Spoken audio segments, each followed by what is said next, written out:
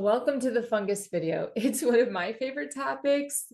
I understand it might not be yours. You might not have ever thought that you would be watching a fungus video. However, today we're going to go over why fungus matters and how to protect ourselves from fungal exposures.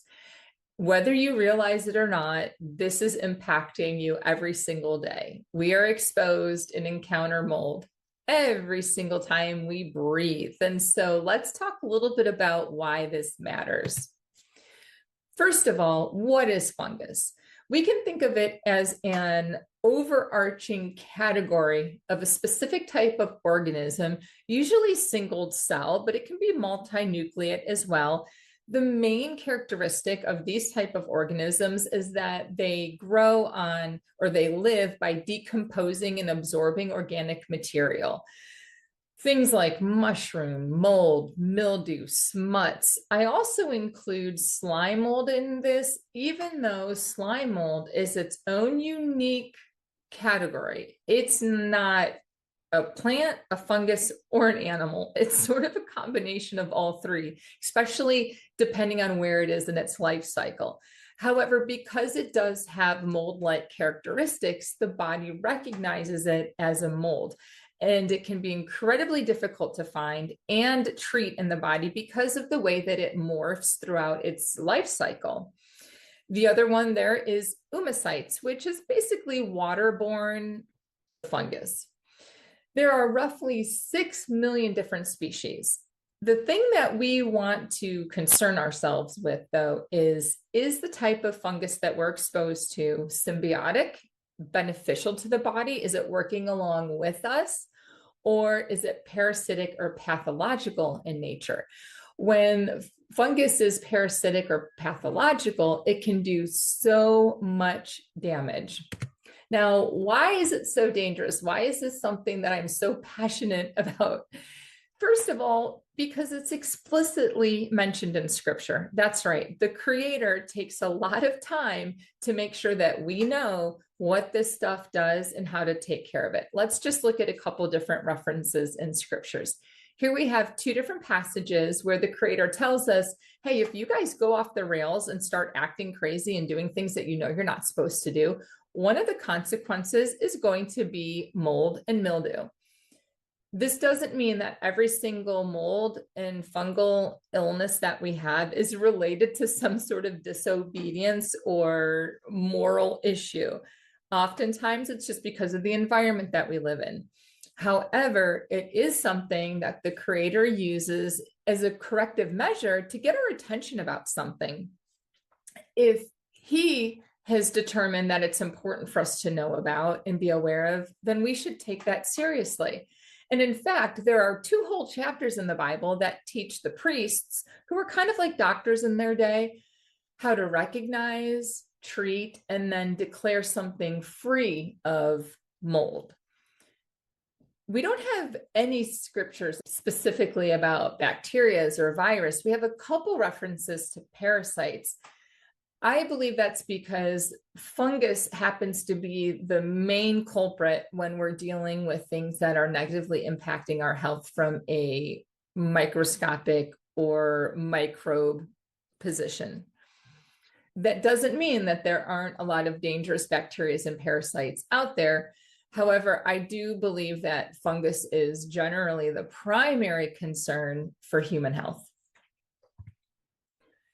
The other reason why it's so dangerous is because of the way that it's used in the medical and different industrial industries. We're going to take a look at antibiotics, but that is one medical usage for fungus. But also, we consume a lot of fungus without realizing it, or at least the mycotoxins that they produce. One of the examples of this is citric acid. It is a food additive in so many things on the grocery store shelf. Just next time you're at the grocery store, flip a label and see how many things you find with citric acid. This was once created with lemons, but they quickly realized they could do it a whole lot cheaper if they produced citric acid on mold. So that's just one example that we encounter mold in the types of things that we use on a daily basis. Thirdly, EMFs.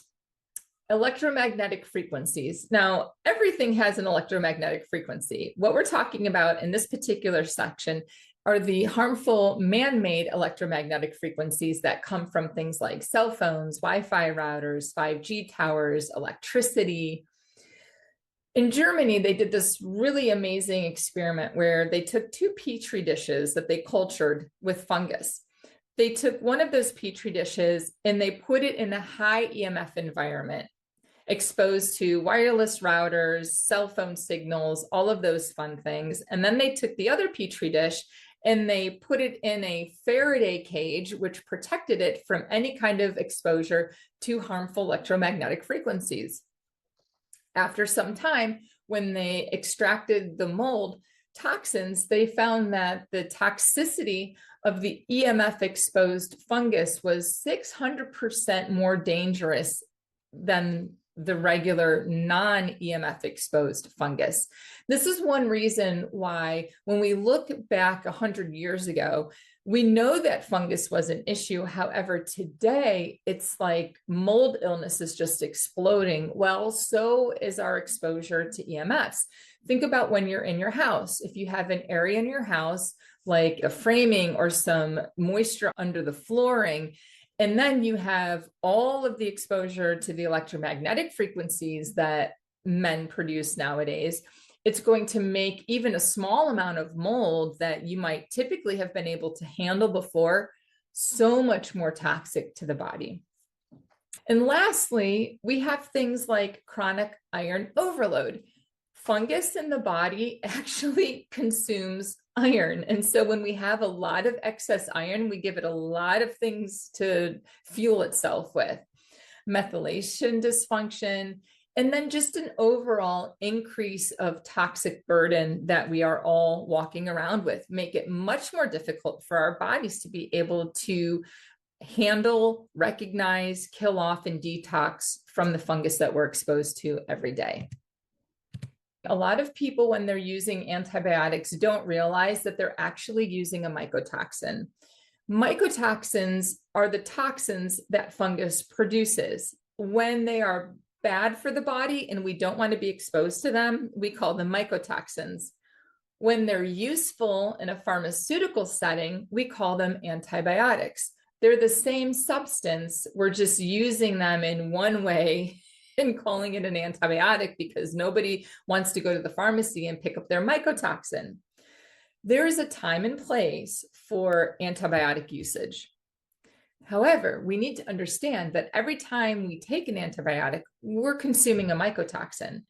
And most of the things that we are taking antibiotics for are not actually primarily bacterial infections that would indicate we need an antibiotic.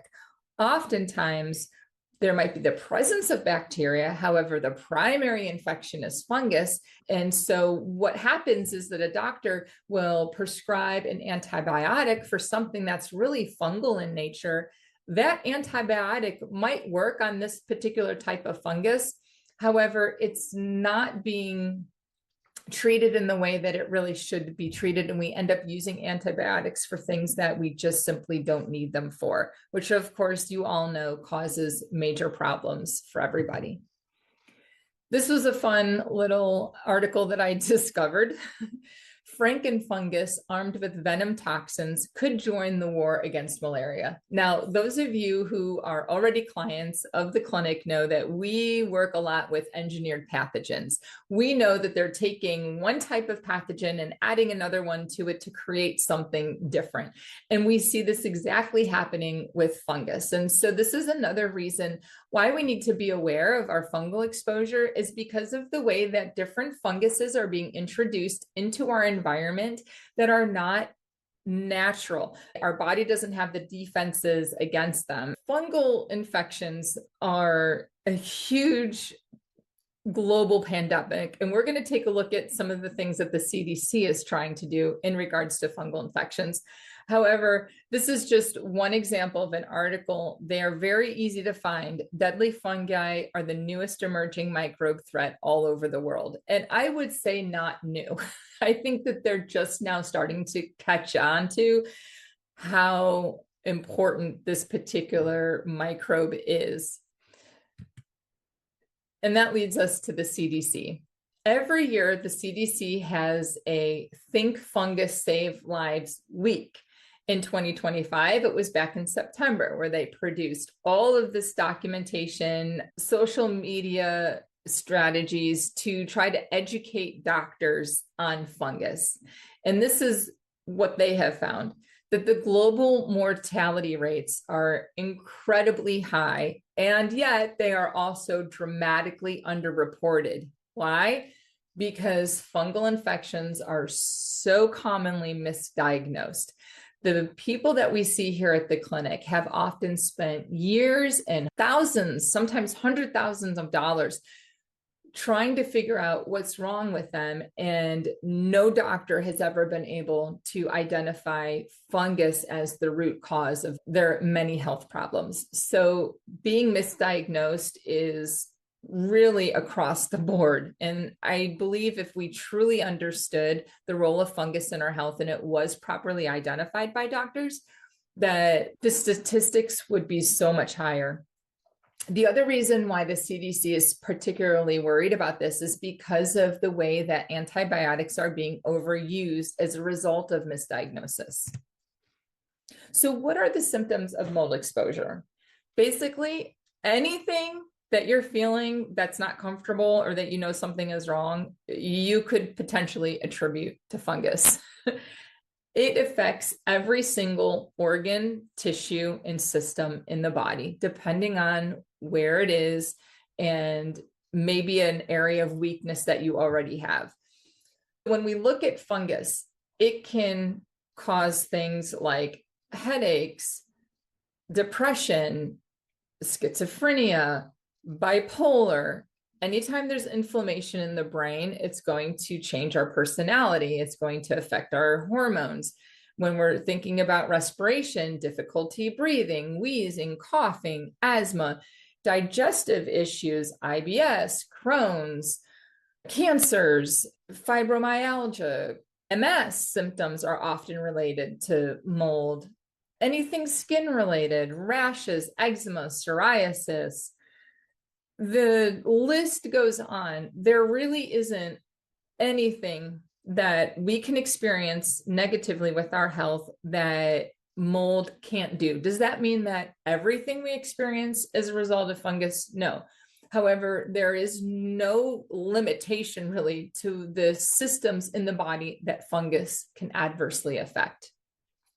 To draw attention to that particular point, one of the things that the Mayo Clinic did was they took samples from a couple hundred different patients with chronic sinusitis, which was typically treated with an antibiotic.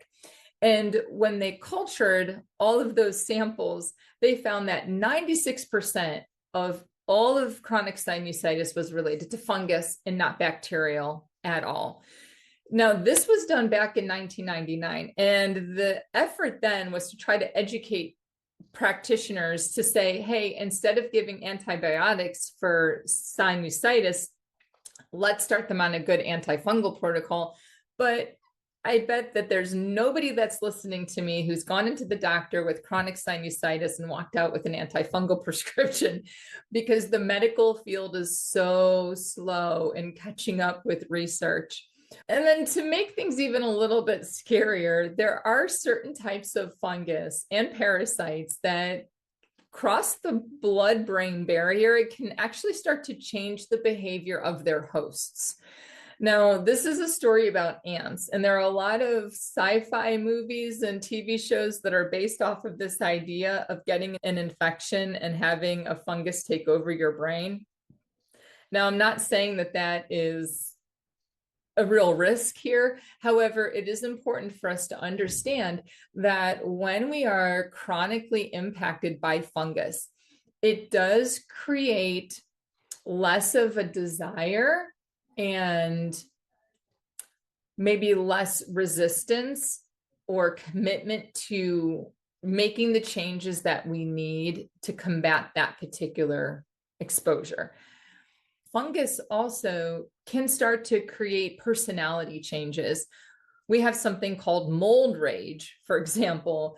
It can contribute to learning disabilities, attention deficit disorder, all kinds of psychological symptoms. Now, unfortunately, we have all of the symptoms that mold can cause in the body. But there's another piece of the puzzle that a lot of people miss, and that is how mold specifically impacts melanocyte stimulating hormone, or MSH. Now, this is a hormone in the body that is particularly susceptible to chronic fungal infections. Not all fungus will impact the MSH levels. However, what we see in the clinic is that when somebody is dealing with particular types of chronic fungal exposure, this hormone will be low. Now, when this hormone goes low, it brings in a whole nother swarm of symptoms related to this low hormone. Here we have an entire list of things: increased inflammation, pain, body temperature imbalances like night sweats, sleep disruptions, changes in mood and energy, difficulty learning, brain fog, that's a common one, trouble losing or gaining weight, biotoxin susceptibility, low libido, excessive urination, dry mouth, reduced nerve repair, digestive problems like IBS, bloating, and gas.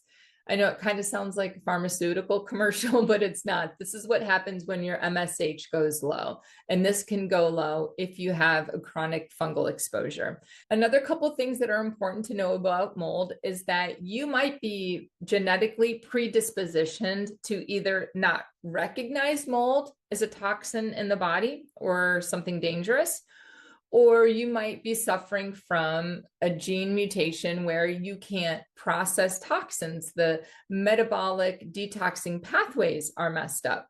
The other thing that is helpful to understand is that there are die-off reactions. A lot of times people get frustrated or discouraged because when they start taking an antifungal, all of a sudden their symptoms get worse. And they think, oh my gosh, what are they doing to me? It's so much worse now than when I started to take this supplement. And yet that's exactly what the body needs to do. When you're killing mold in the body, it's going to fight back, which means that it's going to produce more toxins. And so it's completely normal to feel a little crappier as you're getting started with an antifungal protocol. There are ways to mitigate or lessen those reactions, but it is a good sign that the body is reacting and doing what it's supposed to do. People also often want to know, where am I getting this stuff from? And it can be our food or it can be our environment, but it's almost always a little bit of both. We're going to talk a little bit more about different high fungal foods to avoid, but every time we take a breath, we're actually inhaling mold spores that are in the air. Whether it is in your house because you have a basement and the furnace is in the basement and there's mold down there and it's being put through the HVAC system, whether you're working out in the yard, raking leaves, exposed to fungus in the ground, or you're eating something that has a high mycotoxin burden, it's just everywhere. There's no really getting away from it. But what we can do is we can understand what we can avoid, how we can manage our exposure, and then how does our body respond when we're exposed to fungus? When you start to pay attention, you'll start to realize, oh gosh, when I'm exposed to fungus, I start to feel like this. And so that way, when you have the symptom, you can quickly take care of the cause without it developing into something that truly is problematic. How do we know if we have mold? Well, it's safe to assume that you do.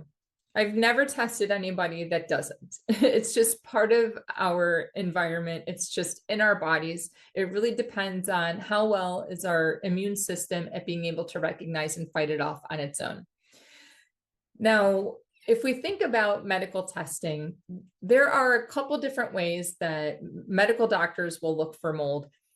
However, none of the traditional medical testing routes are foolproof.